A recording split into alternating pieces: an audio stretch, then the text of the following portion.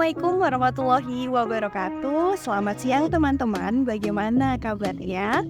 Semoga kita senantiasa dalam keadaan yang sehat dan baik sehingga kita bisa mengikuti perkuliahan pada siang hari ini. Baiklah teman-teman, perkenalkan nama saya Fitri Febrianti dan selama beberapa menit ke depan saya akan membersamai teman-teman untuk belajar bersama di dalam mata kuliah konsep dasar bahasa daerah. Hari ini adalah pertemuan kita yang keempat. Nah, pertemuan kita yang keempat ini akan belajar tentang bahasa daerah dan hubungannya dengan aksara. Pada pertemuan kedua sebelumnya kita sudah pernah membahas bahwa Indonesia mempunyai bahasa daerah yang beraneka ragam dan hingga saat ini masih digunakan oleh penuturnya. Namun demikian, anak-anak muda zaman sekarang mulai dari sekolah dasar hingga anak-anak yang berada di usia sekolah menengah pertama tertarik atau terpikat dengan kebudayaan asing seperti Korea. Sedangkan budayanya sendiri seperti aksara Jawa mungkin mulai tersingkirkan. Jika keadaan ini terus dibiarkan, lalu bagaimana kondisi aksara Jawa? Pasti cepat atau lambat, nilai-nilai yang terkandung di dalam aksara Jawa juga akan punah.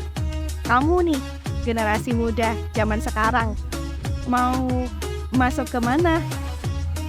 Yuk kita pelajari bersama-sama hubungan bahasa daerah dengan aksara, sekaligus memahami sejarah perkembangan bahasa dan aksara Jawa, cara penulisan aksara Jawa, serta nilai-nilai yang terkandung di dalam aksara Jawa. Teman-teman, hubungan bahasa daerah dan aksara Nusantara dapat dibuktikan dengan adanya prasasti tertua yang mempunyai aksara di dalamnya. Ada yang tahu prasasti itu apa namanya? Ya, benar. Prasasti Yupa. 7 buah yupa telah ditemukan dan di situ bertuliskan tentang upacara Waprateswara yang diadakan oleh Raja Mulawarman, salah satu raja di Kutai, Kalimantan Timur. Tulisan tersebut menggunakan aksara Palawa dan bahasa Sangsekerta. Prasasti ini merupakan bukti sejarah tertua di mana prasasti tersebut mengandung tulisan pertama yang pernah ditemukan dan diperkirakan berasal dari abad keempat Masehi. Lalu, bagaimana hubungan aksara tersebut dengan bahasa daerah yang ada di Nusantara? Sebelumnya, kita kaitkan dulu dengan teori kebahasaan berikut ini ya. Salah satunya adalah menurut Abdul Khair di dalam bukunya Linguistik Umum menyebutkan bahwa ejaan yang ideal adalah ejaan yang melambangkan tiap fonem hanya dengan satu huruf atau sebaliknya. Setiap huruf hanya dipakai untuk melambangkan satu fonem. Sayangnya nih, aksara yang ada di Nusantara itu mayoritas melambangkan 2 fonem dalam satu aksara saja. Namun demikian, bahasa daerah yang ada di Indonesia tidak semuanya mempunyai aksara. Ada salah satu masyarakat yang berada di kota Bau-Bau, Sulawesi Tenggara, masyarakat Cia-Cia yang mempunyai 93.000 penutur menggunakan aksara Korea atau Hangul untuk menuliskan bahasa Cia-Cia. Kok bisa ya? Fakta yang dikutip dari laman detik.com menyebutkan bahwa sejak tahun 2000-an atau pada tepatnya bulan Agustus tahun 2000, Wali Kota Bau-Bau memutuskan untuk mengadaptasi aksara Hangul menjadi aksara Cia-Cia karena bahasa tersebut tidak mempunyai aksara secara khusus. Dengan adanya fenomena tersebut, tentu terdapat beberapa pihak yang sepakat maupun tidak. Kenapa? Salah satunya pihak yang tidak sepakat. Pihak yang tidak sepakat berasal dari pakar linguistik Bau-Bau dan peneliti dari Kantor Bahasa Provinsi Sulawesi Tenggara yang menyatakan bahwa aksara Hangul tersebut tidak sesuai dengan budaya asli masyarakat Cia-Cia, yakni berakar pada budaya Wolio, dan adaptasi aksara Hangul tersebut dinilai memaksakan. Bagi kelompok yang setuju dengan adanya adaptasi aksara Hangul tersebut berasal dari tokoh adat suku pengguna bahasa Cia-Cia, yakni Laporo dan Kaisabu Kecamatan Sorawolio. Tokoh adat menyatakan bahwa bahasa Cia-Cia yang menggunakan bahasa Hangul tersebut merupakan salah satu produk budaya di mana budaya tersebut sifatnya dinamis dan tentu saja terus berdialektika sepanjang sejarah agar tidak mengalami kepunahan. Salah satunya adalah dengan adanya adaptasi aksara Korea di dalam bahasa Cia-Cia. Hei, kalian generasi muda, mau sepakat yang mana nih? Mau tetap mempertahankan tradisi adat yang asli atau mulai membuka diri dengan kebudayaan yang baru, mungkin berasal dari Korea? Untuk kelompok penutur bahasa daerah yang sampai saat ini masih mempunyai aksara, tentu kita perlu mengetahui perkembangan bahasa dan juga aksara tersebut. Perkembangan aksara di Indonesia tentu saja tidak pernah terlepas dari adanya bahasa daerah. Menurut salah satu ahli, David Crystal, di dalam bukunya The Cambridge Encyclopedia of Language menyatakan bahwa bahasa daerah di Indonesia mempunyai aksara yang diturunkan dari aksara Pallava. Aksara Pallava dulunya digunakan oleh masyarakat India pada abad keempat Masehi. Aksara Pallava tersebar di Indonesia karena adanya penyebaran agama Hindu dan Buddha yang masuk ke Indonesia. Aksara Pallava mempunyai asal yang sama seperti aksara Ibrani, Parsi, dan juga Arab. Aksara Arab yang ada di Indonesia termodifikasi dalam bahasa Melayu, bahasa Jawa, dan bahasa daerah lainnya. Aksara Arab yang dipakai dengan menggunakan bahasa Jawa disebut dengan aksara Pegon. Ada juga aksara Arab yang menggunakan bahasa Melayu disebut sebagai Armel atau Arab Melayu. Beberapa contoh penggunaan aksara Pegon dan Arab Melayu dapat teman-teman lihat dan dapat teman-teman kuasai di dalam kitab yang selama ini teman-teman pelajari ketika ngaji di pondok pesantren. Pada kesempatan ini kita akan belajar mempelajari sejarah perkembangan, nilai-nilai yang terkandung, serta bagaimana cara penulisan salah satu aksara yang ada di Jawa, yakni aksara Jawa. Ada yang tahu bagaimana sejarah maupun cara penulisan aksara Jawa? Yuk kita simak penjelasannya. Alkisah jaman biyen ana pangeran enom sing jenenge Aji Saka, ninggalke bumi Majeti karo loro pengawale. Aji Saka lan keloro pengawale nglewati perjalanan ning segara sing gedhi lan jembar. Nganti pungkasane Aji Saka lan loro pengawale tekan ning sawijining pulo. Dheweke kabeh ngasuk ing pulo kasebut sawise perjalanan suwe. Aji Saka rumangsa iki pulo sing pas kanggo ninggalke pusaka kerajaan lan nitipake karo Sembodo. Aku nitip pusaka iki karo dhewekmu Sembodo. Jaga iki pusaka.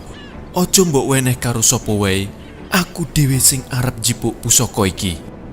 Sendika dawuh, kula ajeng jagi sanajan nyawa taruhanipun.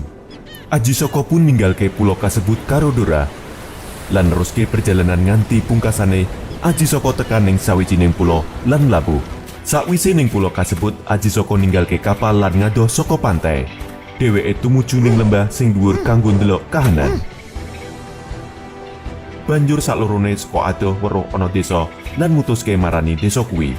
Aji Saka weruh wong desa diserang karo prajurit lan mutusake nulungi wong desa nyerang lan gelut karo para prajurit.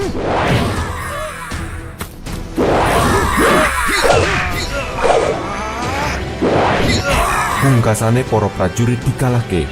Para warga padha ngucapke matur nuwun karo Aji Saka. Wong tuwa, apa sing kedaden? Nopo para prajurit kuwi nyilokoni wong desa? Ije Sina, wilayah Medang Kamulan iki dipun pimpin dening Prabu Kejem sing seneng mangan daging wong. Prajurit kasebut minangka utusan Prabu kanggo nyekel kita saben dina. Kita urip sengsara ning isor kekuasaane Prabu Dewata Cengkar.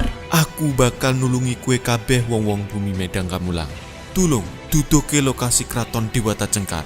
Nganggo pitulungan penduduk Medang Kamulan, akhirnya Aji Saka tekan ning kraton Dewata Cengkar. Aji Saka banjur nganggo pusaka mendani lan ajaib dadi nganggo klambi paperangan. Aji Soko lan Dora pun gelut karo para prajurit raksasa.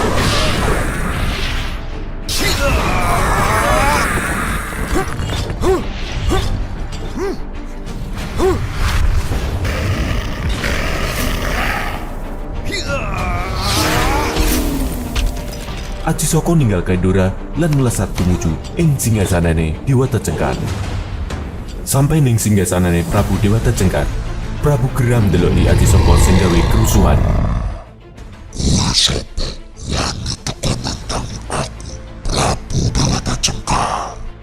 Aku Aji Soko sing bakal ngendheki tumindak alamu Prabu Dewata Cengkar.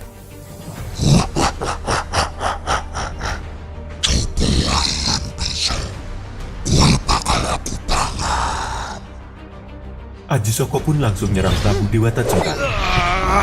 Prabu bales serangannya Aji Soko lan dadekake Aji Soko kepental ado. Durung sepet bangun Prabu Dewata Cengkar ngetoke ajian. Aji Soko kepental maneh kena ajian. Tak gelem kalah, Aji Soko sempat merapal jurus dan langsung nyerah. Dewata Cengkar kena ajian ampun kepental nembus tembok. Sempat Dewata Cengkar ngadeg, Aji Soko ngetoke ajian mandraguna. Marai Dewata Cengkar kecurung aduh lan tiba ning segoro. Dewata Cengkar pun malah dadi boyo putih. Sakwise Aji Soko menang, Aji Soko diangkat dadi raja ning Medang Kamulan lan ngei titah karo Dora kon jembut Sembodo karo pusaka kerajaan. Dora pun lunga nindakake titah Aji Soko. Wektu saya suwe wiwit budale Dora saka bumi Medang Kamulan, Aji Soko ngrasake gelisah ning deknen. Suwe banget pengawale ora balik ning bumi Medang Kamulan. Aji Soko pun langsung lunga nyusul ning pulau deknen ninggalke Sembodo. Saat tekane ning pulau kuwi, Aji Soko mlayu goleki pengawale. Sampai nemokake keloro pengawale mati guru-guru adu kanuragan. Aji Soko ngratepi keloro pengawale lan nguburke ning lembah kanggo penghormatan. Akhirnya Aji Soko gawe prasasti nganggo huruf aneh kanggo ngabadike kesetiaane pengawale.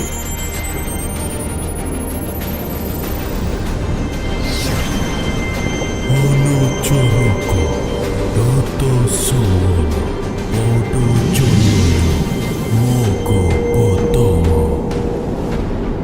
Sakwise Aji Soko balik ning Medang Kamulan lan dadi raja sing bijaksana.